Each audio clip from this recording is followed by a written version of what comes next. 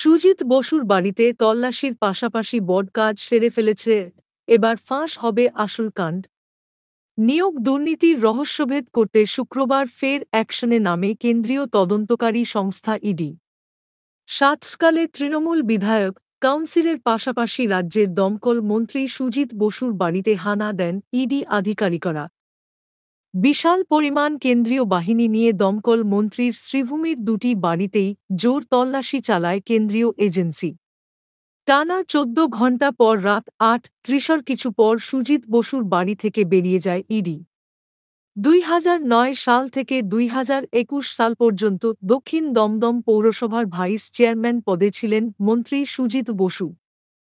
সূত্রের খবর, দুটি বাড়ি ও অফিসে তল্লাশির পাশাপাশি দমকল মন্ত্রী সুজিত বসুকে জিজ্ঞাসাবাদও করে ইডি। ওদিকে সন্দেশখালির ঘটনার পর থেকে বাড়তি সতর্কতায় ইডি।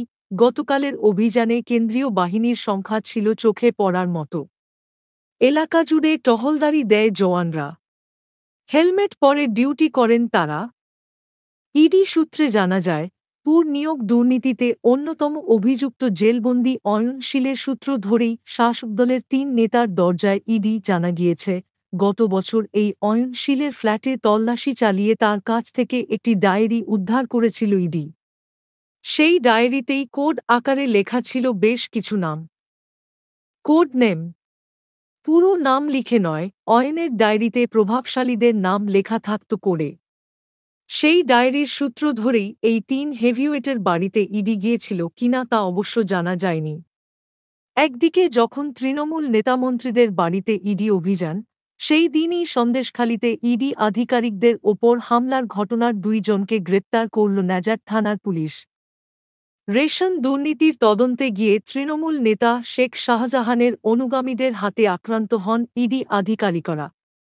সেই ঘটনার ৮ দিনের মাথায় চারদিক থেকে চাপে পড়ে অবশেষে মেহেবুর মোল্লা ও সুকমল সর্দারকে গ্রেপ্তার করে পুলিশ।